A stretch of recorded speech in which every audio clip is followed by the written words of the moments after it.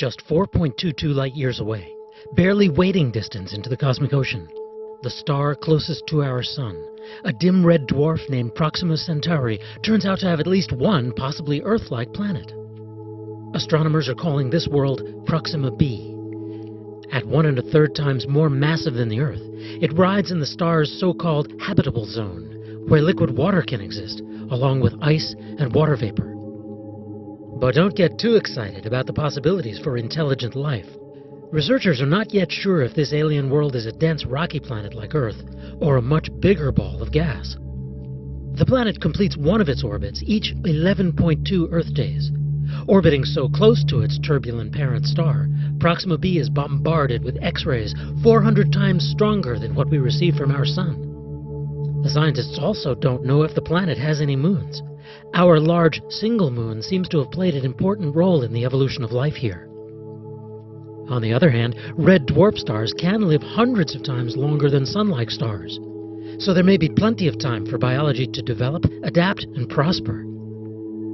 The detection was made by scientists of the Pale Red Dot campaign, using 2 especially sensitive instruments attached to the mountaintop telescopes of the European Southern Observatory at La Silla, Chile in South America. A web of other observatories around the world has confirmed their findings. This discovery is the result of looking very closely at the wobbles of that star for 16 years.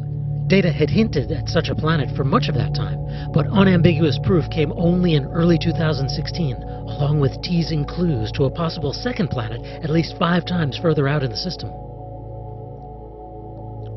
Proxima b does not transit across the face of its parent star along the line of sight to Earth, which is how most of the exoplanets have been found so far. Sadly, that means researchers have one less method to see what sort of atmosphere Proxima b may have, but they may be able to sense the planet's glow with a future generation of detectors.